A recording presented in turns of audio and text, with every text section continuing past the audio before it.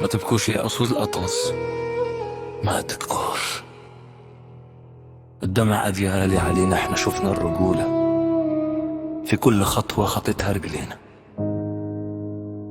يمكن النتيجة كسرت قلب الملايين، بس والله ما كسرت عزيمة المحاربين.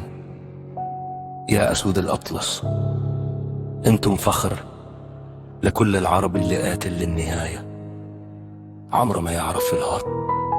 طفل مغربي مسك العلم وعيونه دموع، لكن بيقول بلدي هترجع مهما طال الزمان.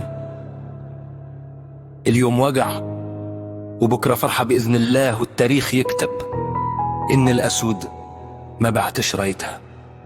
من مصر بنرفع ليكم السلام، مش كل بطولة تتقاس بالأرقام.